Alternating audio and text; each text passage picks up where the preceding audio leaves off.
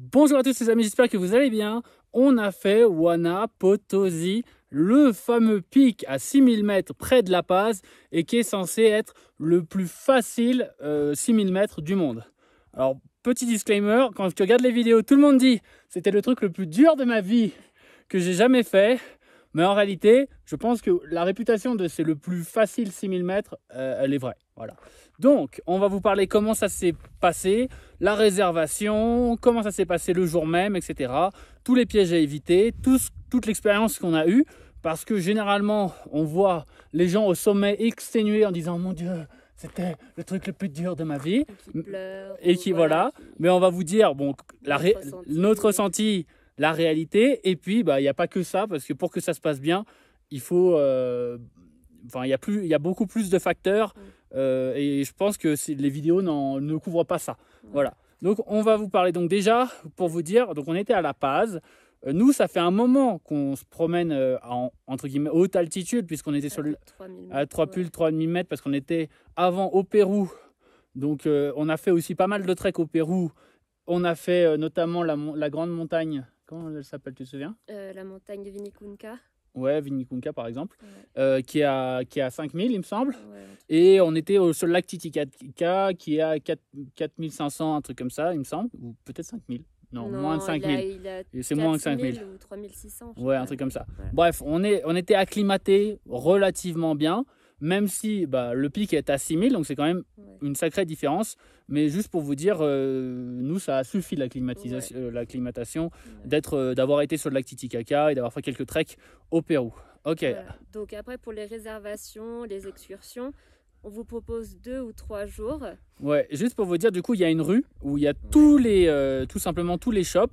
Et c'est une rue qui est juste à côté de la place San Francisco et de la cathédrale, juste derrière cette rue. En gros, sur la gauche de la cathédrale, vous prenez cette rue et vous la remontez. Et il y a toutes les excursions. Sachant que plus vous montez, et plus ils sont spécialisés dans la montagne. Parce qu'en bas, il y a les excursions générales, un peu pour les touristes, etc.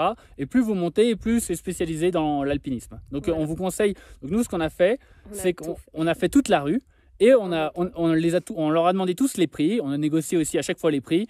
Et puis à chaque fois qu'on avait tout simplement un prix un peu bas, on leur disait on a déjà ce prix-là. On a déjà ce prix-là. Est-ce que vous pouvez vous aligner ou est-ce qu'on se casse, quoi? Donc il y en a qui s'alignaient ou même qui allaient plus bas. Voilà. Donc du coup, au final, à la fin de la rue, on était à 600 bob. Par personne pour 2 jours d'excursion. Donc ça vaut le coup de prendre une matinée, on va dire. Ça prend pas longtemps, hein. Moi je pense qu'en 2-3 heures c'est fait. Vous faites toutes les rues et vous dites voilà, nous on a ce prix là, et plus vous montez et plus le prix descend, voilà, tout simplement. Et puis donc vous pouvez peut-être essayer de commencer à 600 parce que nous on a pu avoir pour 600. Voilà, donc ça se fait. Juste pour vous dire, du coup il y a 2 ou 3 jours, voilà, et donc nous quand on regardait sur les excursions, en gros la différence entre 2 et 3 jours, c'est juste le premier jour pour l'excursion de 3 jours qu'on fait pas, quoi, en gros. Voilà, et cette excursion, donc du coup c'est pas, en fait ils vont s'entraîner sur un glacier, mais après ils redescendent et ils dorment en gros en bas. Là où on commence le base camp, là où on commence nous le premier jour. Voilà. Donc en fait vous ne gagnez pas, c'est-à-dire vous n'allez pas monter moins lentement. Vous n'allez pas monter moins le chaque deuxième jour. Voilà. Vous ne serez pas moins fatigué le deuxième jour parce que vous allez marcher autant. Et vous aurez du coup le jour d'avant marché plus. Voilà. On est d'accord parce que vous aurez fait un entraînement. Vous serez juste plus acclimaté, mais de pas énormément. D'une journée, je sais pas si vraiment ça bouge, ça change grand chose. Voilà. Vous montez à 4800 et puis après pour le Alto Campo, c'est 5200. Sachant que du coup, cette journée-là, ils vous font faire 2 choses. Marcher avec des crampons sur un glacier. Sachant que, bon, moi je l'avais déjà fait. Mélanie ne l'avait jamais fait. Mais le jour même, elle a marché sur le glacier sans problème. Il n'y a pas besoin d'entraînement. Et ils vous font escalader un mur de glace avec 2 piolets. Et ça, c'est très important. Et je trouve que l'information, elle n'est pas bien placée. C'est que le jour même, on monte avec un seul piolet. Et les gens font tout un cinéma et ils vous expliquent qu'il y a un mur de 30 mètres. Mais ce mur de 30 mètres, on le monte en zigzag. Non, mais à mon avis, il n'existe plus. En fait, c'est surtout ça. Ils ont changé. En gros, ils ont créé un chemin maintenant sur ce mur de 30 mètres. Donc, c'est beaucoup plus simple. Vous avez juste à marcher. Il y a juste un petit passage où vous devez utiliser le piolet. Mais en vrai, il y a une corde. Donc, tu n'as pas besoin. Pas besoin du piolet. Donc, soyons clairs. Il y a 2 possibilités. Soit tous les youtubeurs d'avant sont des menteurs. Ils disent ouais, on a monté un mur de 30 mètres et en réalité c'est juste de la marche. Vous n'utilisez pas le piolet, vraiment vous marchez. Et donc en gros le piolet n'est pas utile. Et quoi qu'il arrive, s'il était utile, il est que utile à un piolet à un moment, qui est sur la partie au milieu de la montée, on va dire. En gros, ouais, c'est le milieu, c'est la média part. Et du coup, en fait, vous entraînez à passer un mur de glace qui n'existe pas le jour J. Voilà, donc en tout cas qui n'existe plus. Donc c'est juste pour vous amuser en vrai. Voilà. Donc cette troisième journée que vous payez, elle coûte 100 bob de plus en gros. Nous on avait négocié 600, on avait pu avoir 700. Il me semble que c'était 700 ou 750. 750 parce qu'il y a aussi la bouffe qui se rajoute et donc ça coûte 150 bob de plus de faire ce troisième jour qui ne sert à rien. Ah oui, surtout n'oubliez pas, l'entrée du parc c'est 50 bob supplémentaires dans les prix qu'on vous donne. À chaque fois ils vous donnent les prix sans l'entrée du parc. Voilà, donc ils vous donnent le prix que eux vous payez à l'agence, mais après il faut encore payer le truc. Sachant que c'est très important, c'est qu'il est possible de le faire en autonomie. Vous n'avez pas l'obligation d'avoir un guide, donc vous pouvez faire cette ascension pour 50 bob. Et il faut évidemment trouver un transport, parce que de La Paz au transport, il n'y a pas de ligne régulière. Donc il faut soit trouver un taxi, soit essayer de faire du stop, négocier avec une agence pour juste avoir votre transport. Sachant que après, pour le retour, au pire, ça descend. Donc vous pouvez aller à La Paz, mais ça prend un peu de temps. Mais voilà, en gros, on vous conseille, mais c'est possible de le faire en autonomie, donc c'est très important ça, parce que moi je trouve qu'on trouve pas assez d'informations là-dessus, parce que globalement tout le monde passe par des agences. L'excursion est 3 jours, alors que nous on vous conseille 2 jours, c'est pas la peine 3 jours. Ça n'a aucun intérêt. Voilà. Du coup, aussi, donc on fait tous les agences, et évidemment la seule chose qu'ils te disent, c'est vous êtes 2, donc il y a un guide pour 2 personnes, et la seule chose qui les intéresse, c'est quelles sont vos disponibilités. Et nous on était en mode ouais, mais attends, là quand on y est allé, en fait, il faisait moche. C'est pour ça d'ailleurs qu'on s'est dit on va faire le tour des agences parce que de toute façon, il fait moche à La Paz.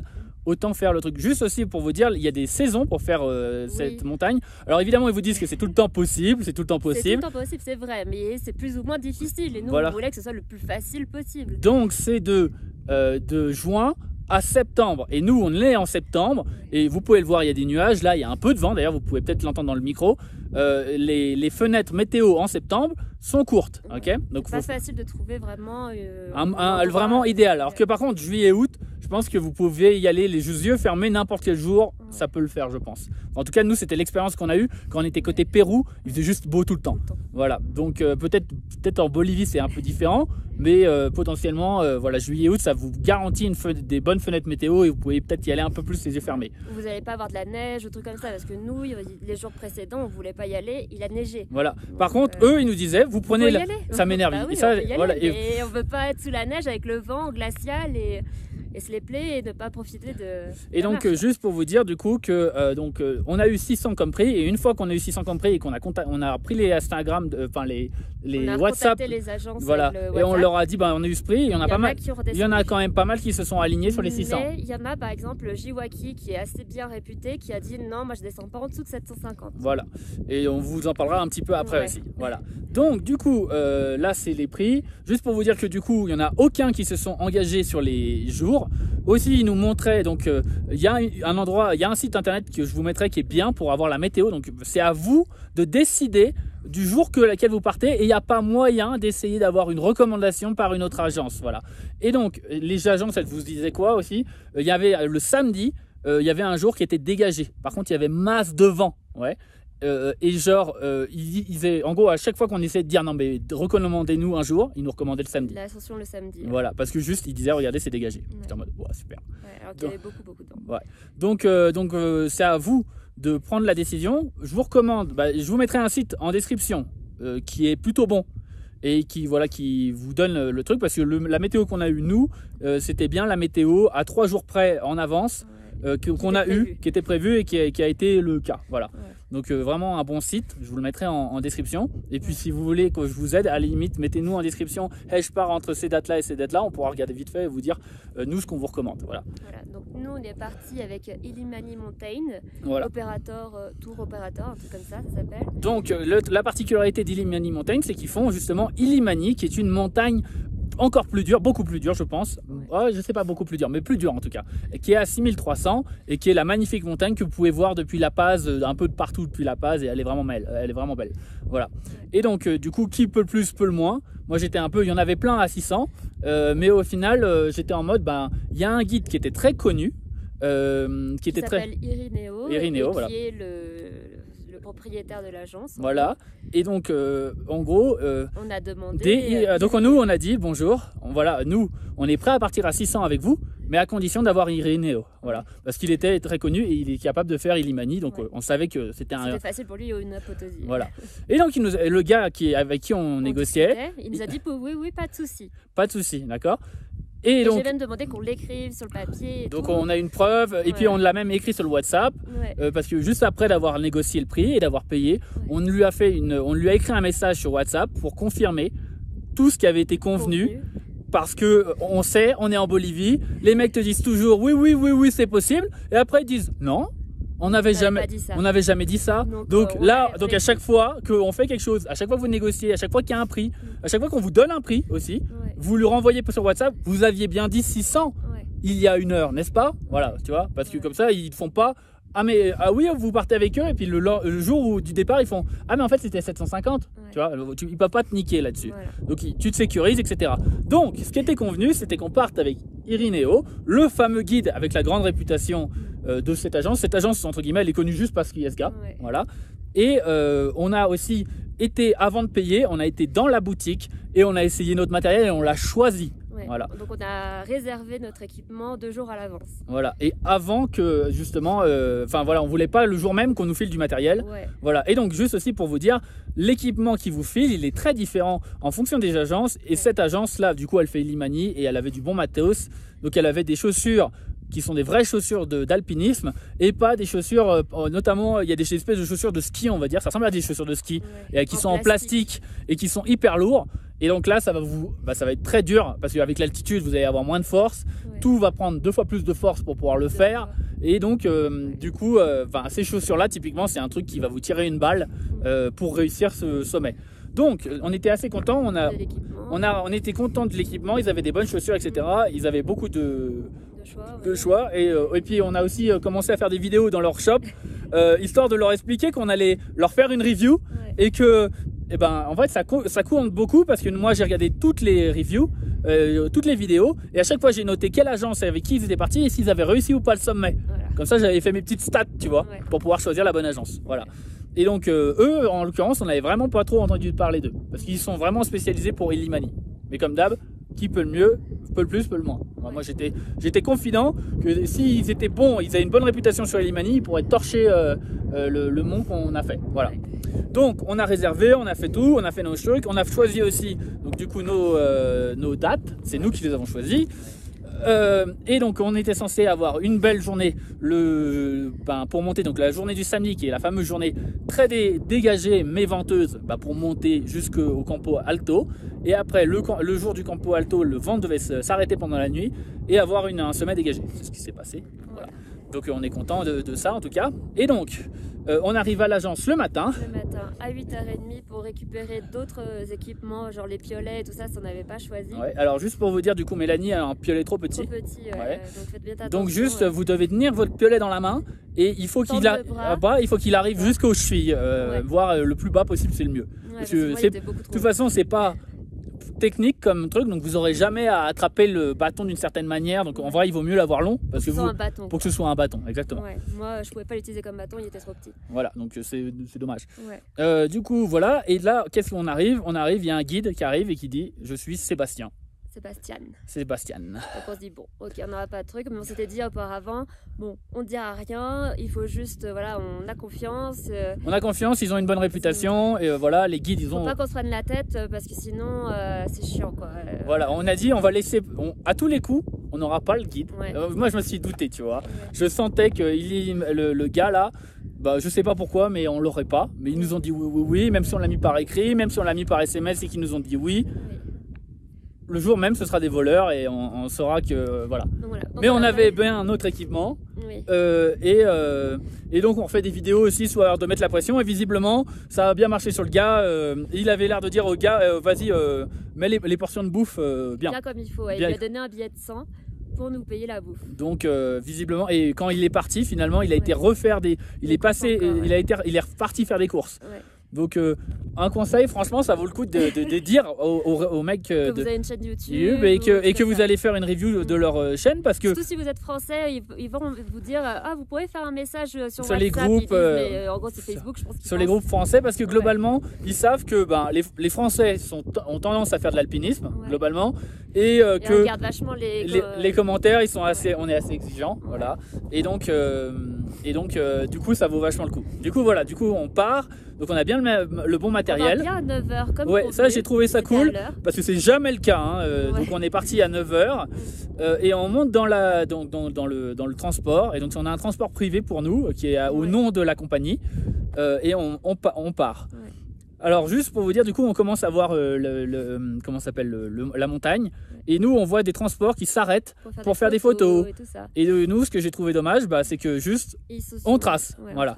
Alors on trace, et évidemment en plus on trace pour rien, parce qu'en réalité le campement Alto, on y arrive assez tôt, et donc en fait on aurait largement pu faire un timelapse, quelques photos, prendre le temps de faire le truc, mais non, au final on fait pas ça. Donc avec eux, par rapport aux autres agences, déjà on fait pas de photos sur le chemin. Non. Et c'est vraiment dommage, parce que c'est vraiment une belle montagne. Ouais. Donc vous verrez dans nos vidéos entre guillemets Mélanie qui sort l'appareil photo de la fenêtre. Qui bouge comme ça parce que la route elle est pas. C'est de la gravel road, voilà. Et donc on essaie de faire péniblement nos vidéos mais voilà, donc sinon c'est une très très belle montagne. Oui. Soyons clairs, c'est très très beau. Et donc on arrive à campement bas, en gros. Base camp. Ouais, base camp, voilà. Ouais. Donc le campement bas, on y arrive. Je sais plus exactement, mais on est parti à 9h, on est arrivé à 11h, il me semble. En bas. Je crois. Ouais, et après, on a mangé notre petit-déj et on est parti du campement Bajo à 11h30. C'est ça le truc. On a pris une demi-heure pour manger seulement. Donc, on a mangé, en gros, c'est le petit-déj traditionnel, entre guillemets, avec du riz, du poulet et une banane. Ouais. Rien à trop reprocher, on s'en fout. On avait mangé aussi avant. Mélanie a un peu de mal à finir son riz parce qu'elle était stressée. Donc voilà, faut y aller tranquille, faut essayer de se détendre. Hein. C'est difficile de manger quand on est stressé, donc faut vraiment truc, parce que c'était nous on n'a jamais été le record qu'on a fait, c'est 5900, et donc c'était à l'île Cancabur, voilà, c'est ça. Désolée, je suis enrhumée, il faut que je me mouche. Vas-y.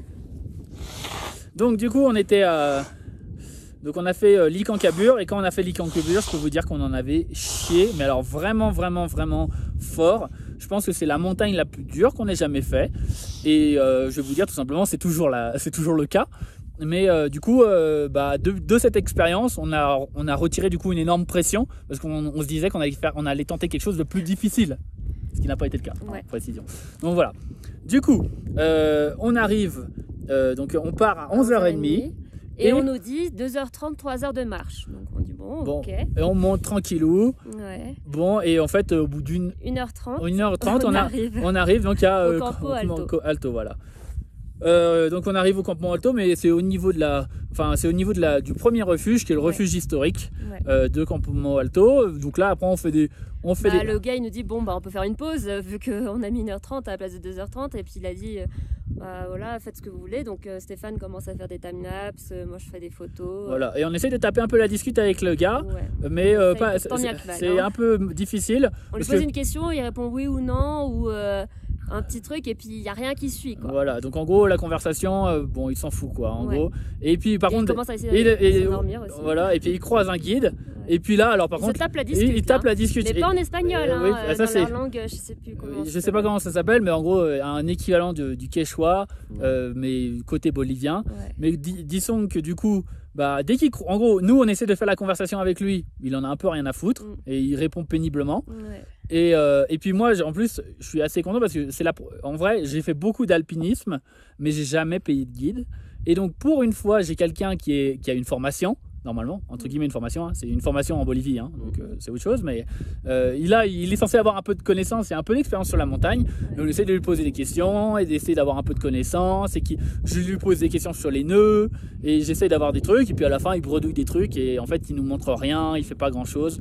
Et par contre dès qu'il croise un guide et qu'il peut taper la discute dans sa langue, alors là par contre il est bavard comme un truc de ouf, voilà. Donc on est un peu triste quand même, parce qu'on se dit merde et tout. Et puis il me dit oui, les nœuds je te les montrerai dès qu'on arrive au campement, au refuge, voilà. Ouais. Donc je me dis bah c'est pas grave. Oh, bon, il est pas très bavard, mais il m'a promis qu'il me montrait et qu'il m'apprendrait 2-3 trucs quand on serait au campement. Donc on finit nos timelapses, on monte et puis on monte. En une demi-heure, on y est. Voilà, en une demi-heure on y est, sachant qu'il y a beaucoup de gens qui dorment donc dans les autres campements. Ouais. Et donc nous on était dans le campement qui s'appelle le campement des guides, et qui est juste avant la neige. Donc là le truc sympa c'est que du coup le lendemain quand tu commences, tu commences directement, tu chausses les crampons et tu montes, alors que les autres font 30 minutes de marche. C'était 15-30 15-30 minutes de marche avant de mettre les crampons. Mais du coup tu as tes crampons dans les mains et puis tu te fatigues un peu plus pour le jour J. Ouais, c'est un peu plus chiant. Donc là c'était bien nous. Donc on était bien placés. Voilà, juste pour vous dire, parce que j'ai vu sur des vidéos YouTube qu'il y avait des gens qui attrapaient des cordes pendant la nuit avec dans l'autre main les crampons. Mais ça c'est en plus c'était une partie pas la plus facile. Bon, elle est pas technique. Elle est pas technique, mais elle est un peu avec les crampons dans les mains ça aurait été chiant. Voilà, exactement. Donc on a évité cette partie, donc on était bien positionné entre guillemets en termes d'habitation. Par contre les lits, Stéphane va les lits sont en curve comme ça, comme ça, et donc c'est super parce que toi du coup moi je dors avec l'équipement électronique, donc les batteries d'appareil photo par exemple, pour pas qu'elles gèlent et pour avoir du coup gardé de la batterie. Mais du coup pendant toute la nuit les batteries d'appareil photo je les avais dans le dos parce qu'elles glissent. Et donc c'est super, toutes les heures tu te réveilles pour essayer de foutre les batteries d'appareil photo et l'appareil photo sur le côté de ton sac de couchage, et puis ça retombe pendant la nuit, et puis bref, donc du les coup matelas vraiment terribles. Donc on n'a pas très bien dormi, soyons clairs. Donc juste pour vous dire aussi, du coup on a fait des timelapses, on a fait des pauses, on avait largement le temps. Et après ça, du coup on était dans le 15h30 je crois. On était à 15h30 à notre refuge pour de vrai. Et là du coup le guide nous lâche. Ouais, il nous lâche, il va avec ses copains guides. Voilà, super. Et il se tape là, qui discute avec eux. Et puis nous, on se trouve avec les autres personnes qui vont aller faire l'ascension aussi, les autres clients. Qui étaient avec d'autres compagnies. Ils étaient avec Sostrek. C'est ça. Et c'est tout. Et oui, c'est ça. Ouais, c'est ça. Et donc il y avait une Française et 2 autres Européens qui étaient là. Et donc là, ils sortent les jeux de cartes et on fait une partie de jeux de cartes parce qu'on n'a rien à foutre. Mais moi, j'aurais voulu évidemment que le mec qui s'était d'ailleurs engagé à me montrer nous pitcher comment ça se passait demain, nous expliquer comment ça se passait, discuter avec nous. Peut-être je lui avais dit j'aimerais bien que tu montres comment on utilise le piolet, parce que moi j'ai fait de l'alpinisme et j'ai jamais utilisé de piolet, donc je voulais qu'il me montre comment utiliser le piolet, sachant qu'en plus du coup on est juste à côté de la glace, donc littéralement en 5 minutes on chausse les crampons. On va sur une partie un peu steep et on peut essayer, voilà, tu vois, on a payé les services du guide, mais à la fin, au lieu c'est juste enfui dans la cuisine. Et c'est juste enfui dans la cuisine pour taper la discussion avec ses potes. Et préparer le goûter, parce qu'à 4h, un truc comme ça, on a le goûter. Voilà, donc avec le thé, le maté à la coca et des petits gâteaux. Voilà, donc on a eu un repas à nouveau, donc on mange. Qu'est-ce que je vais dire ? On fait le jeu de cartes, mais là on joue le jeu de cartes. Et puis au bout d'un moment, finalement c'est les guides des autres qui sont venus pitcher Non, aussi on a fait le coucher du soleil qui était très beau. Ouais, mais le coucher du soleil c'était après justement. Donc super, ils ont attendu, donc justement nous on jouait aux cartes parce qu'on se faisait chier. Mais au vrai, le mec voulait, on aurait pu faire plein de trucs avec notre guide, mais en fait il s'est barré, donc on sait même pas où il était. Et voilà, c'était pas accessible. Et puis il parlait pas comme d'hab, ils parlent dans leur langue. Donc ce qui est bien, c'est que même si on parle un bon espagnol, impossible de juste joindre la conversation et taper la discussion. De toute façon, ils parlent toujours de la même chose globalement. C'est j'ai eu un client américain, il avait beaucoup de thunes. Enfin vraiment, tu sais, c'est vraiment bas du front, moi je trouve, leur conversation. Toujours, ils racontent un petit peu leur client, quoi. Je sais pas, leur dernier client. Et du coup voilà. Après du coup, ça y est, c'est le coucher du soleil. Donc moi, c'est le moment où je voudrais faire des photos et aller faire des trucs. Mais là non, ça y est, donc les guides, mais des autres, pas les miens. Le nôtre pitch, donc les autres gars, comment ça se passe la journée de demain. Donc on écoute bien parce que visiblement notre guide n'a pas envie de travailler. Et donc on a toutes les infos principales, l'heure du lever, l'heure du coucher, etc. Blablabla. Et donc après on va faire le lever du soleil. Alors juste les gens partent à 1h. Et nous, je sais pas pourquoi, notre guide... Non, mais à 2h c'est bon. 2h c'est bon, ok.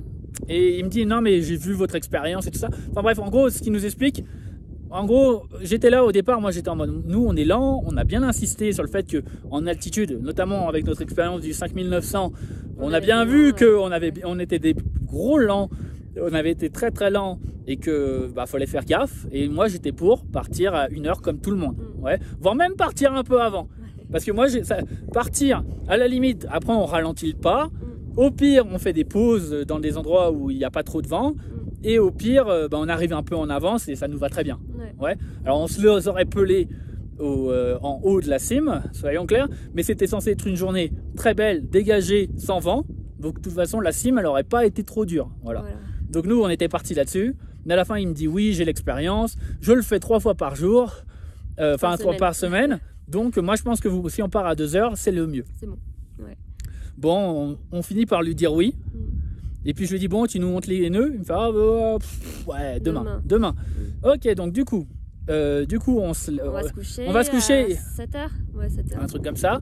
Donc juste comme vous avez compris, il y a un autre groupe du coup qui part à 1h. Donc il se lève à minuit. Il se met à minuit. Donc eux, ils se lèvent à minuit, donc évidemment. Ils nous réveillent. Et donc en fait, au final, partir 1 heure plus tard, ça n'a aucun intérêt parce que vous ne dormez pas plus. Bon, sachant que moi, j'ai pas dormi la nuit parce que j'avais un gros mal de tête à cause de l'altitude. Voilà, Mélanie est un peu plus sensible que moi de l'altitude. Et moi, juste, j'ai mal dormi parce que je me battais avec mon électronique à cause du matelas. Voilà. Donc, du coup, les mecs partent. Voilà. 1h30, je crois même, ils sont partis un peu en retard. Ouais, mais voilà, du coup, mais il y a d'autres groupes qui sont partis bien à 1 heure. Voilà. Ouais. Et donc, la montagne commence et nous, on part à 2 heures. Ouais.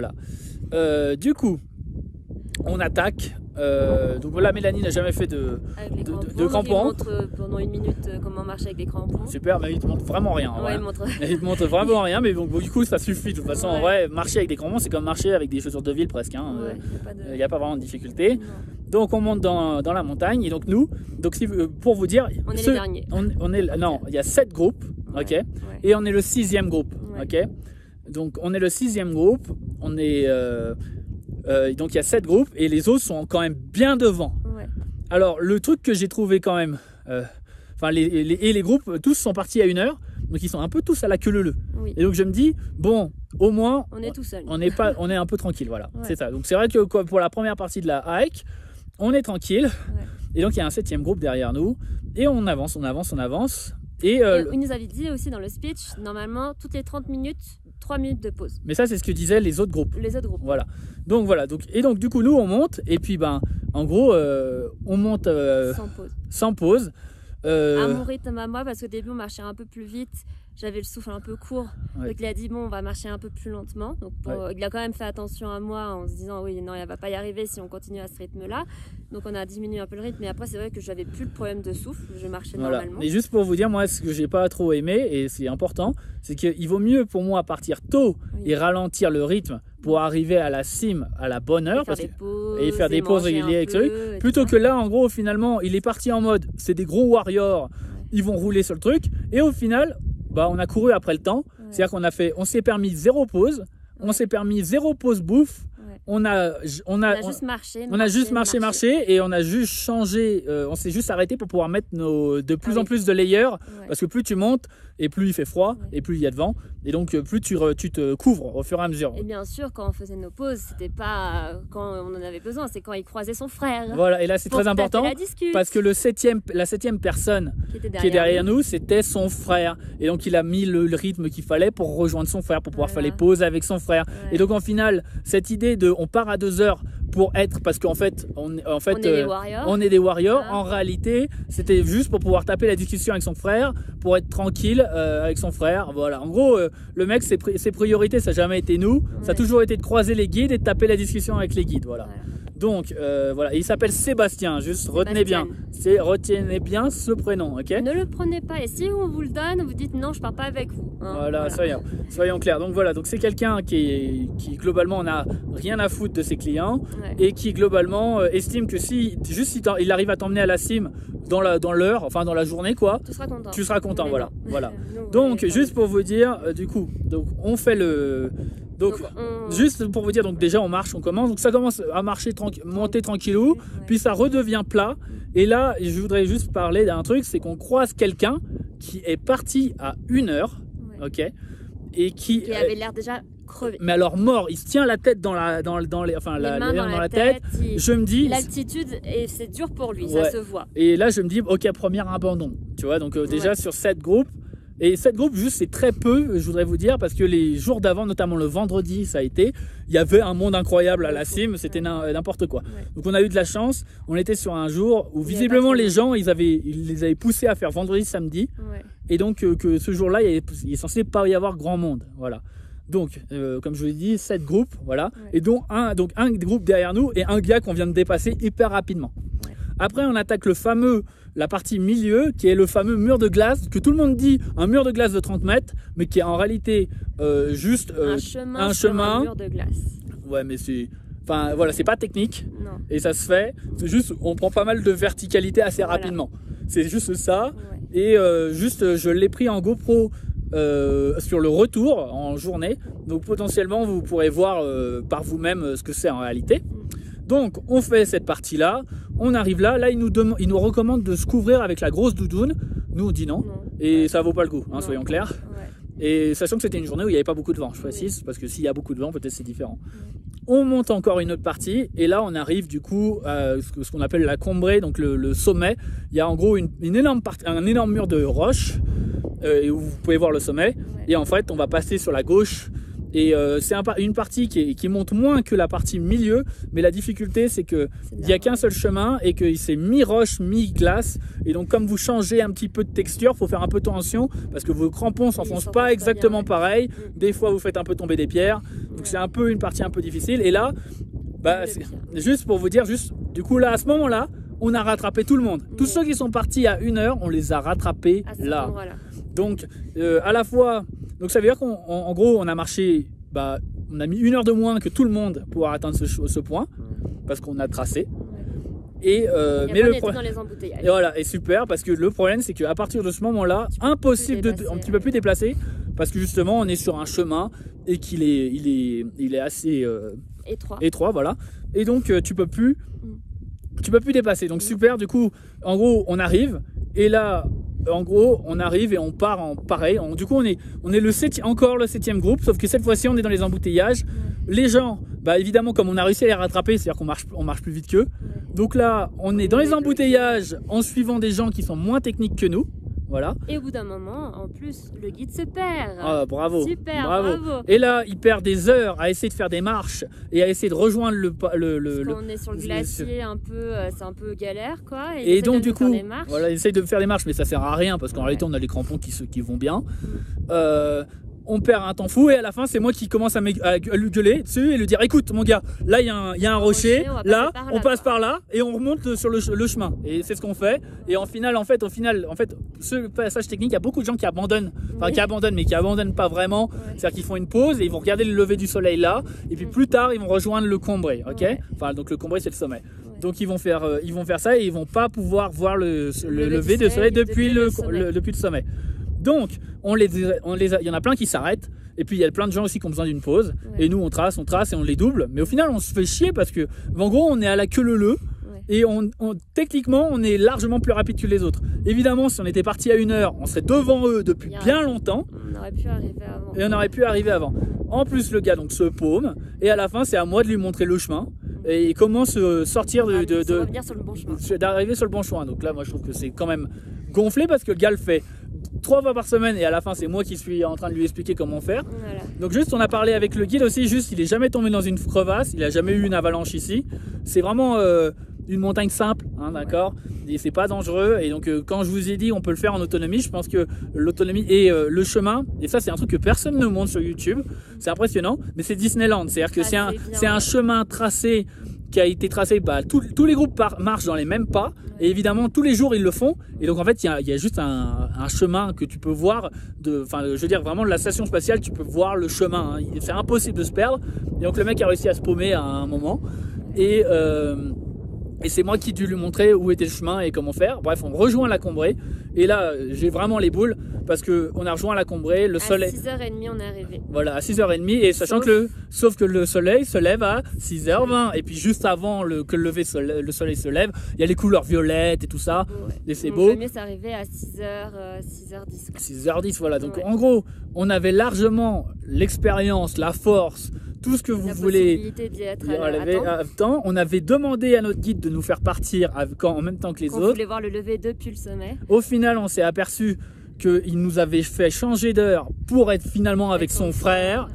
Quand on est arrivé au Combré, du coup, moi, je me précipite pour lancer un time-lapse. On est accordé à lui. Et lui, il est en train de parler à son frère. Voilà, donc sa priorité, voilà, il va parler à son frère. Il ne nous prend pas en photo, il ne nous dit pas « attendez, je vais vous prendre en train d'arriver au sommet », rien. Donc le mec veut juste parler à son frère à la Combré. Et pour lui, une fois qu'on a atteint le sommet, son taf est fait. Et il a tout réussi, tu sais. Ouais. Alors que justement, pour moi, il nous a fait louper le lever. Que le lever qu'on a vu, on était dans les embouteillages comme des gogoles à attendre que les gens abandonnent pour pouvoir les dépasser. Ou aussi à galérer sur son chemin où il s'est trompé, donc c'était beaucoup plus compliqué que le chemin officiel, hein, évidemment. Et évidemment, du coup, les gens qu'on avait réussi à doubler parce qu'ils avaient fait des pauses, quand on a rejoint le chemin, ils étaient devant nous à nouveau parce qu'en fait, ils nous avaient fait perdre du temps. Ouais. Donc au final, super, on a un guide, le mec se paume, le mec nous fait partir pas à l'heure. Et au final, on arrive au Combré, donc du coup 10 minutes après le hors-retard par rapport au lever du soleil. Du coup toutes les couleurs, tous les trucs du lever du soleil, on a eu du mal à en profiter parce qu'on était dans les bouchons à faire attention plutôt que d'être à la Combré en train d'installer le timelapse. Donc nous, quand on arrive sur la Combré, j'installe le timelapse en précipitation, mais je suis accroché à Mélanie d'une corde de 3 mètres qui est attachée au guide d'une corde de 3 mètres qui lui veut parler à son frère. Et qui bouge pas. Donc voilà. Donc je dis à Mélanie, tu tires sur la corde et tu le ramènes. Voilà. Et donc j'installe mon truc. Voilà, bref, j'installe mes timelapses. On profite du coucher de soleil, du lever de soleil, pardon.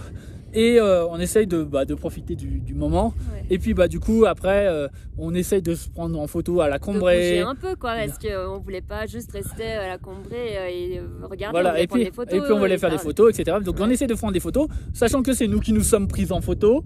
Et puis après on essaie. Il nous a jamais proposé de nous prendre. Donc il a fallu pleurer pour une photo de nous deux. Voilà, qu'ils nous prennent en photo. Ouais. Sachant que je vous mettrai peut-être les photos qu'il a pris, mais ça a pas l'air. Il s'est pas appliqué, ça a pas l'air d'être un grand photographe. Soyons clairs.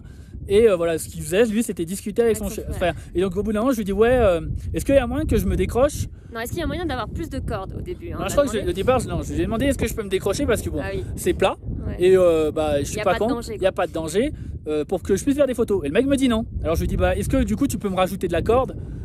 Tu défais Mélanie, tu me files 6 mètres de corde, tu refais le nœud de Mélanie là où t'es. Et puis toi tu te fais tes cordes et puis au moins on a 6 mètres de liberté. Ouais. Et le mec me dit non.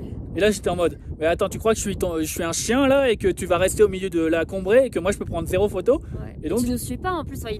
C'est pas l'effort. Si à chaque fois que j'essaie de faire une photo il me suivait à la limite. Mais non, lui il parle avec son frère et pour lui c'est normal qu'il y a ses clients littéralement qui doivent lui tourner autour et après on essaie de faire des photos. Évidemment je suis toujours à 3 mètres de Mélanie, donc je suis collé à l'appareil comme ça, tu vois, et Mélanie essaie d'avoir un petit peu d'être le plus long possible pour pas être pour pas être collé à moi et pour avoir un petit peu avoir de paysage quoi. Ouais, sinon je prends toute la caméra moi. Et je vous l'ai dit, c'est une super journée, le ciel est dégagé, il n'y a pas de vent, c'est magnifique et en plus il n'y a aucun danger évidemment. Mais alors du coup au final j'en ai marre, je défais mon nœud et je lui dis d'aller se faire enculer. Ouais. Donc voilà, après on fait nos photos et il faut que je lui explique, et ça m'énerve, faut que je lui explique que c'est moi son client, que c'est moi qui dicte ce qu'il doit faire et comment il doit le faire, et que c'est moi qui le paye et qui devrait s'estimer heureux que je le paye parce que vu le service qu'il nous a rendu et que parce que là il nous a fait arriver en retard, il a fait tout ce qu'il a fait en gros, c'était dans son intérêt. Il a passé son temps aussi à nous dire que c'était dangereux la Combré, qu'il fallait descendre etc rapidement parce que pour pouvoir retour, il voulait arriver le plus tôt possible pour rentrer à La Paz. Voilà. Donc sachant que le jour d'avant c'était une belle journée mais il y avait du vent et il y a quelqu'un qui est pas arrivé au Combré à 3h de l'après-midi sans problème avec un guide, parce que tu peux faire aussi cette montée. Donc du coup, en fait, en une journée, c'est possible de faire cette montagne. C'est juste que vous n'arrivez pas au lever du soleil, évidemment, du coup, en haut. Et donc, mais donc, il n'y a aucun danger, ok. Et puis, évidemment, le jour d'avant, il n'a jamais tombé dans une crevasse, il n'a jamais eu d'avalanche. Donc, il n'y a aucune difficulté dans cette montagne, elle n'est pas dangereuse. Donc voilà. Et puis, c'était une belle journée, il n'y avait pas de neige. Enfin, vraiment, les conditions idéales. Et donc, qu'est-ce que je voulais dire? Ouais, du coup, il a tout fait. Il a tout fait pour redescendre. Nous, on a dit, mais non, prends notre temps. Voilà. On a payé pour être là. On va pas passer que 5 minutes ici et redescendre. Et donc, oui, là, par contre, la plupart des guides, et c'est vrai, tous les gens sont arrivés. Ils ont fait 3 photos au niveau des Combrés et après, ils sont descendus. Voilà. Alors, il fait, entre guillemets, froid. Mais après, je sais pas, nous, moi, je crevais de chaud. Moi, je suis hyper frileuse. Faut le savoir, je suis très, très frileuse. J'avais juste un peu froid au bout des doigts. Voilà. Mais j'avais mes 2 paires de gants à moi, plus la paire de gants qu'ils nous prêtent. Voilà, et on avait aussi, donc du coup là, le matériel que vous pouvez voir ici, donc on avait une polaire, la doudoune Décathlon que vous connaissez, et on avait une grosse polaire qui nous avait filé en matériel, et avec ça on n'avait pas froid. Une grosse doudoune, pardon. Une grosse doudoune, et avec ça on n'avait pas froid. Voilà, donc du coup il y a quand même pas beaucoup de gens qui sont descendus assez rapidement, mais nous on a décidé de rester parce qu'on est là pour profiter du paysage de la Combrée. Et donc voilà. Et puis en plus on voulait attendre que les gens partent aussi parce que être un peu plus tout seul, parce que bon, c'est sympa d'être en haut, mais quand t'es entouré de monde. Moi ça m'a vraiment, franchement, juste pour vous dire mon expérience, parce que je pense qu'on n'a pas exactement la même expérience, on va en parler, mais moi mon expérience c'est quoi? C'est qu'il y avait une montagne qui était triviale, que j'aurais pu faire sans guide, et que à cause du guide, je suis arrivé en retard en haut. À cause du guide, il m'a mis la pression. À cause du guide, on n'a pas pu faire de photos. Au final, j'aurais été mieux sans lui, clairement. Et la montagne, elle avait, pour moi, mais c'est pour moi, hein, c'était une promenade de santé. Voilà. Et pour moi, disons que quand même, j'étais rassurée d'avoir un guide parce que première fois avec des crampons et il y avait le piolet, il avait une mur de glace et tout, que tout le monde disait oh là là, c'est compliqué, qui me faisait un peu peur, mais finalement c'est rien. Donc ne vous inquiétez pas pour ça. Voilà, moi ça me rassurait d'avoir un guide parce que j'avais pas l'habitude. Et j'ai un peu plus galéré que Stéphane par rapport au souffle, même si en vrai, quand on a marché à mon rythme, après le souffle ça allait. Et je précise, elle dit qu'elle a galéré, mais on a fait 0 pause, 0. On l'a fait en 4h30. On l'a fait en 4h30, on n'a jamais bu, on n'a jamais mangé. Donc en fait, au vrai, si on avait été tous les deux, on aurait été tranquillou et on serait parti à l'heure. Je pense que Mélanie, on a roulé dessus. Hein, et juste, elle a eu l'impression d'avoir galéré, mais c'est parce qu'elle a fait 4h30 de poussée en continu. À 6000 mètres, c'est tout. Voilà. C'est tout. Oui, bon, c'était pas si compliqué que ça, mais voilà, moi j'étais rassurée d'avoir un guide parce que c'était ma première montagne, quoi. Voilà, mais moi ce que j'ai trouvé du coup dommage, moi, c'est que du coup finalement il nous a desservi, j'ai trouvé, et que moi j'avais largement je pense le niveau pour te guider jusqu'à la montagne au final. Et voilà. Donc du coup voilà, après c'est hyper chiant parce que du coup en fait, c'est comme d'hab. En fait, c'est ça qui m'énerve un petit peu avec les Boliviens. Ils ne comprennent pas leur rôle. Ils sont guides. Je suis le client. Je les paye. Ouais. Et eux, ils t'expliquent. Ils me disent ouais, mais là, quand tu t'es décroché, ça va niquer ma réputation de guide auprès de mes collègues. Tu sais. Genre, j'étais en mode, mais est-ce que c'est important la réputation de tes collègues? Parce que moi, je vais te faire une réputation. Tu vas voir Sébastien là. Tu vas voir la réputation que je vais te faire auprès des Français. Enfin, il y a un moment, c'est la réputation que tu as avec tes clients qui est important et pas celle que tu as avec tous tes potes, en fait, avec lesquels tu passes ton temps à discuter, quoi. Voilà. Bon, bref. Du coup, donc on profite quand même du sommet. On profite du sommet, mais c'est vrai que du coup, on l'a pas fait au plus beau. On l'a pas fait au plus beau. Et puis, il y a le mec qui nous casse les couilles en nous disant, ouais, il faut que tu te rattaches. Voilà. Bon, voilà. Au final, je regrette pas de m'être détaché, soyons clairs. Il n'y avait aucun danger et je suis très content de représenter la France et de dire je suis français et je vous emmerde. Moi, je sais au moins ce qui est difficile ou pas. Voilà. Donc après, on redescend. Voilà. Et donc, on redescend. Alors, le truc, c'est que le gars me dit un petit peu en mode ah ouais, tu crois avoir l'expérience, vas-y, c'est toi qui lead. Parfait. Alors moi, j'étais content en fait, tu sais, parce que je crois qu'il voulait m'expliquer que en fait, sans lui, j'étais perdu. Et que en fait lui je sais pas si tu vois ce que je veux dire, il voulait me faire peur d'une certaine manière et que je lui dise non mais repasse devant.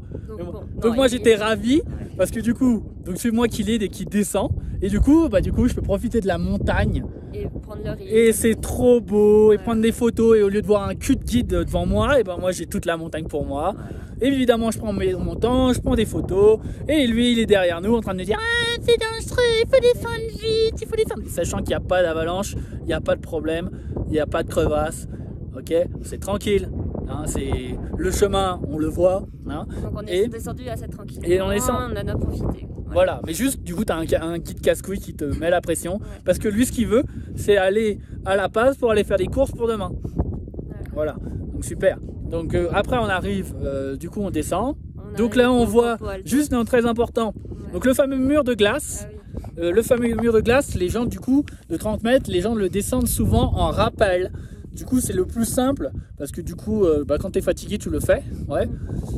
On a vu des gens aussi qui le descendaient, mais qui descendaient par le chemin, mais ils avaient un panier, il y avait un seul gars, et donc il y avait un gars qui avait planté son pic dans la neige, mais vraiment fort, et qui avait un panier, donc un panier d'escalade pour pouvoir faire descendre le gars en rappel, et il est descendu en rappel, sachant qu'il n'y avait qu'une seule personne qui descendait. Voilà. Mais nous, notre guide, non, il veut gagner du temps parce qu'il veut faire ses courses et on est un petit peu en retard puisqu'on est resté un peu longtemps en haut. Donc du coup, ce mur de glace, on l'a descendu juste comme ça. Sans sécurité, soyons clairs. Et il a juste fait semblant. Pour moi, pour Stéphane, toi. il n'a rien fait. Ouais. Pour moi, après, il a fait un truc autour de son piolet pour me faire un peu descendre. Mais son piolet, il n'était pas planté dans la glace fort et il n'a jamais utilisé un panier ou quelque chose pour pouvoir arrêter ou bloquer la corde s'il y avait un problème. Voilà. Donc il a fait semblant de nous sécuriser. Soyons clairs. Donc le mec qui a peur pour sa réputation de guide, en fait, quand il y a ses potes, il dit ah non mais j'ai encore bien mes clients. Par contre dès qu'il n'y a plus ses potes, il fait nawak quoi. Voilà. Donc pour vous dire, du coup on est sur le mur le moment le plus technique, bon qui est pas très technique, mais on est sur le moment le plus technique, ok. On n'est pas sécurisé. Mélanie est pas forcément très à l'aise non plus. Et à ce moment-là, si Mélanie tombe, moi je suis accroché à elle. Donc potentiellement, moi aussi je tombe avec elle. Et là, on se retrouve avec un vieux piolet de merde accroché de merde pour nous retenir. Bref, en gros, on dévale tout et on peut se faire vraiment mal. Donc on n'a jamais été sécurisé sur cet endroit. Donc ça, c'est vraiment dommage, encore une fois. Donc Sébastien, le guide, le nom du guide, je précise. Voilà, donc n'importe qui saurait que 2 fois 70 kg sur un piolet planté à l'arrache, ça ne marche pas. Voilà. Et donc aussi évidemment ils nous ont jamais expliqué comment utiliser le piolet pour s'arrêter nous-mêmes. Moi je sais le faire parce que voilà je me suis renseigné, mais globalement le guide n'a jamais pris le temps de nous expliquer en gros la raison pour laquelle on a un piolet, vu que c'est pas technique. C'est uniquement pour pouvoir de self-arrest, ça s'appelle, donc s'arrêter soi-même avec le pic où tu mets en gros le bout plat dans ton épaule là et tu mets tout ton poids et tu mets ton pic dans la glace et tu t'arrêtes comme ça. Voilà, mais ça nous a jamais été appris, ok. Donc, qu'est-ce que je veux dire? Donc on descend, on attend le campement alto. Là, à ce moment-là, les gens qu'on avait croisés partent et donc nous on arrive. En gros, eux, ils partent un peu plus tard, en vrai, parce qu'ils étaient en train de manger leur soupe, discuter. Donc, et de faire une pause. En gros, ils étaient là depuis une demi-heure, 1 heure à faire une pause parce qu'ils étaient fatigués. Voilà, donc nous, on arrive, et en l'occurrence, parce que oui, ils sont partis très vite de la Cambrai, et nous, on a pris notre temps aussi pour prendre des photos, etc. Voilà. Au final, les mecs partent, nous, on est en train de manger notre soupe, et on doit faire nos sacs. Ouais. Et encore une fois, donc on a une demi-heure de retard par rapport aux autres, parce qu'on ne s'accorde pas une pause aussi longue qu'eux. Ouais. Mais le mec nous dit allez, il faut y aller, il nous casse les couilles quoi. Ouais. Voilà, super. Et puis aussi, vous voyez, pendant toute la descente aussi, il est en arrière et il est sur son téléphone. Ouais. Voilà, il n'est pas en train de s'assurer que ça se passe bien. Bon, c'est moi qui dis, donc moi, comme je t'ai dit, je vous ai dit, ça me convient bien, hein, de ne pas avoir finalement ce boulet dans mes pattes. J'étais très content qu'il soit derrière. Et donc de pouvoir profiter avec lui qui lève la tête de temps en temps, il est sur son téléphone et à chaque fois il lève de la tête de temps en temps et dit allez, faut y aller. Ouais. Donc là c'est pareil, on fait nos sacs et tout ça, on est quand même fatigué parce qu'on a quand même fait quelque chose de difficile, faut l'admettre quand même. C'était ok, on a trouvé ça facile, mais enfin surtout moi, j'ai trouvé ça facile, mais une fois que j'étais à Campement Alto, l'adrénaline descend. Et là, moi, tu sais, c'est le gouffre du truc. Je sais même plus comment je m'appelle et j'ai du mal à marcher droit, tu sais. Donc au final j'ai trouvé ça très facile, mais une fois que j'étais comme mon alto, j'arrivais même plus à savoir comment je m'appelais. J'ai dû faire son sac. Hein. Voilà. Donc, et c'est pas moi qui joue la comédie. Hein. Voilà. Donc c'est juste vraiment, moi j'ai des pics d'adrénaline qui s'en vont et quand ça s'en va, c'est un peu plus tard. Voilà. Donc on a bu notre soupe, voilà. On a bu un maté aussi à la coca. Voilà. Et on est reparti. Ah, juste pour vous dire, du coup très important aussi, du coup on avait de la coca supplémentaire pendant la montée. On en a pris juste avant de partir. Et une fois qu'on a rejoint la partie du milieu, donc juste après la montée, on a craché notre coca et on l'a changé. Et on en a pris genre une 5-6 feuilles là. Et c'est sympa. Moi, de toute façon, moi j'aime bien le goût. Donc, mais juste du coup, à chaque fois que c'est un petit peu dur, tu suces un petit peu ta salive un petit peu et tu te fais un petit peu de la coca et ça aide un peu pour la montée. Donc, voilà. On n'a pas eu de problème d'altitude tous les deux. Ouais. Et juste au niveau de souffle, moi j'ai jamais eu de problème de souffle, genre mais jamais plus fort que ça, ok. Et ça c'était vraiment pour les derniers mètres où on poussait comme des bœufs pour essayer d'arriver à temps. Donc voilà. Juste pour vous dire du coup que on est du coup après on descend. On descend assez rapidement, sachant que quand on est arrivé, il y avait le dernier bus qui partait. On arrive à peu près en même temps que les autres. En réalité, on arrive en même temps que les autres parce que finalement, les gens, ils restent longtemps, ils marchent plus longtemps que nous, ils restent plus longtemps, ils font des pauses plus longues. Donc nous, on est resté longtemps à la Combrée, mais au final, on a largement rattrapé notre retard. Voilà.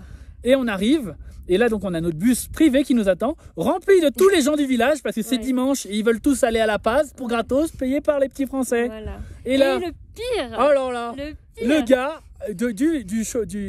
donc le conducteur, qu'on paye, hein, soyons clairs, il nous dit bah dis donc on vous a attendu longtemps. Et j'étais en mode waouh, c'est-à-dire que encore une fois les mecs ont pas compris qui payait qui, tu vois. C'est pas lui qui m'attend parce qui nous offre un service pour gratuit et qu'on l'a fait patienter. C'est lui qui est là. On te paye pour être là pour nous. On a on a genre un quart d'heure de retard par rapport à tous les autres, ok. Et tu nous dis tu oses nous dire qu'on est en retard alors qu'on te paye et que c'est ton métier et que ton métier c'est de transporter des gens d'un endroit à un autre. Alors moi j'étais là en mode et en plus tout le van il a été réquisitionné pour ramener tous les gens et donc tous les gens ils vont en gros c'était dimanche donc c'est le jour du marché Alto et tous les gens allaient faire leurs courses du dimanche à La Paz payés par les frais de la princesse et on ose ça m'en fout. Tu vois, ça c'est la qualité du service en Bolivie. Au lieu de dire bonjour monsieur, bienvenue, j'espère que la montée s'est bien passée. J'ai vu que vous êtes un peu en retard, un peu fatigué. Vous inquiétez pas, je vous prends vos sacs et je vous le mets dans le coffre. Tu vois, ça s'appelle du service. Tu vois. Et c'est con, hein, c'est un petit détail, tu vois. On te dit, on est en retard là, on doit aller au marché. Voilà, c'est ça qu'on nous dit, voilà. Et en plus, le guide aussi disait juste avant, oh là là, c'est midi, c'est l'heure de manger, on n'est toujours pas arrivé, quoi. Oh. Alors que normalement, il disait que c'était vers 13h, 14h quand on arrivait à La Paz et on est arrivé à 13h. À 13h, donc... Voilà. Donc on est arrivé dans ce qui était convenu, dans les heures convenues, enfin vraiment en nawak, quoi. Donc on est arrivé, et là, le gars nous emmène donc devant le shop, et évidemment, il dit devant le honneur, il dit, ah, ça s'est bien passé, hein, ça s'est bien passé. Donc là, on dit, oui, ça s'est bien passé.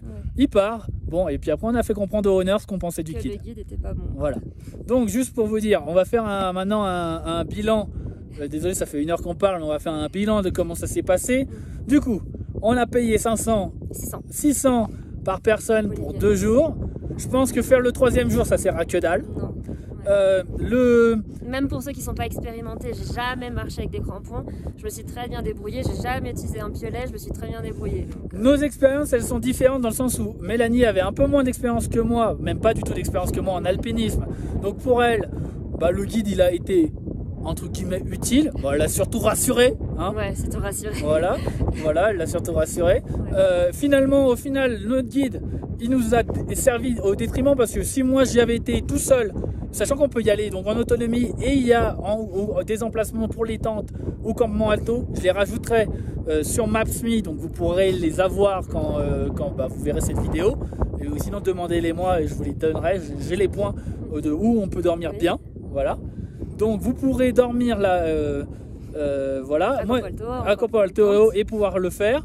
Moi je serais parti à minuit, je suis sûr je me serais jamais paumé, je serais arrivé devant tout le monde et j'aurais pu avoir le lever du soleil facile. On aurait pu prendre notre temps, manger sur le chemin et faire des pauses régulières. Au final, on a tout fait au pas de course et on a réussi à louper à être dans les embouteillages et à louper le lever du soleil grâce à notre guide. Notre guide, finalement, il nous a jamais montré les nœuds qu'il nous avait promis de montrer. Il nous a jamais montré comment utiliser le piolet dans la glace sur un mur. Il nous a jamais assuré pour la descente sur les passages techniques. La seule chose sa priorité, c'était de discuter avec son frère, de nous emmener en haut, et il estimait qu'il avait fait son taf. Et qu'est-ce que je voulais dire? Et du coup, il estime que si tu as rejoint le sommet, tu as fait ton taf. Alors pour Mélanie, peut-être qu'elle a plus l'impression qu'il a été utile, mais pour moi, je sais que j'aurais pu rejoindre le sommet sans lui, mieux, plus facilement dans tous les cas, et il m'a apporté rien du tout. Donc en final, à part du stress, des emmerdes et des engueulades au niveau du sommet. Donc au final, moi, je regrette de l'avoir pris, j'aurais voulu le faire en autonomie. Si vous avez mon niveau, et vous avez de l'expérience, en gros un petit peu d'expérience en alpinisme, je vous recommande de le faire en autonomie parce que c'est trivial. Voilà. Juste aussi, on a oublié de mentionner ça, donc il y a un gars, comme je vous l'ai dit, il était la tête dans les mains au tout début, il est parti 1 heure avant nous. Ouais. Comment ça s'appelle ? Il était très lent, il a pris 1 heure, enfin il était arrivé à 1 heure, il était parti 1 heure avant nous. Et on l'a rattrapé 2 heures, au bout de 2 heures de marche, on l'avait rattrapé. On pensait que c'était l'abandon de la journée. Au final, soyons clairs, tous les groupes, ils sont arrivés. On avait des conditions clémentes, mais tout le monde a réussi sa montée. Tout le monde, absolument tout le monde. Et le gars là, moi j'étais sur le cul, parce que là on descend, et on est les derniers en haut à la cime. Et là, je me dis, il n'y a plus personne qui va y aller. Ouais. Voilà, c'est bon, on va rentrer, on a fait nos photos, on rentre. Et là, qui on voit? Le gars en train de monter. Ouais. En train de galérer et monter. Son guide motivé à fond. En train de lui dire, vas-y, tu peux le faire. Il reste 200 mètres. On va le faire. On va le faire. Et en même temps, il a sa cam, il a le téléphone du gars et il le filme. Il le filme et il lui dit, vas-y, on va y arriver. Ouais. On va y arriver. Et il fait des plans. Il tourne la caméra comme ça. Il fait un truc, tu vois. Il était à fond, tu vois. Ouais. Et le mec, il a atteint la cime, tu vois, avec un guide qui le prenait en photo, qui le motivait, sachant qu'il y a des guides, on a vu partout dans les reviews, il y a des guides, ils veulent rentrer chez eux, c'était le cas de notre guide aussi, tu vois, et donc qu'est-ce qu'il fait? Il dit, ah non, tu vas pas y arriver, tu n'y arriveras pas, c'est rien, à cette vitesse, tu peux pas y arriver, puis après il y aura le soleil qui sera levé, ce sera trop dangereux, il faut rentrer. Lui, là, il a vraiment emmené jusqu'au sommet, il l'a laissé se reposer, puis après il lui a fait prendre les photos, vidéos, tout ça. Et donc c'était avec la compagnie, tu te souviens? Jiwaki, ouais. Et juste, donc le meilleur prix qu'on a eu pour 2 jours avec eux, c'était 750. Et c'est pour ça qu'on les a pas sélectionnés, parce qu'ils étaient un peu plus chers. Ils étaient un peu plus chers, mais pour le coup, ils ont des vrais guides. Parce que là, le mec, pour moi, il était mort. Ouais, on pensait pas qu'il y arriverait. Et on pensait pas, je pensais que c'était le seul abandon de la journée. Alors et au final, le gars, il l'a motivé et il lui a fait faire. Donc pour moi, si vous n'êtes pas sûr d'atteindre la montagne, vous n'avez aucune expérience, vous n'êtes pas très fort, pas très bien acclimaté, partez avec eux parce que pour 150 bob de plus, au lieu d'avoir un guide qui est un mec qui a aucune expérience et qui est un abruti, et ben vous avez un gars qui vraiment a l'air de vous motiver. Sachant qu'en plus en bas quand il redescendait, le gars il avait plus d'eau et c'est le guide qui nous a demandé est-ce que on peut vous demander un peu d'eau.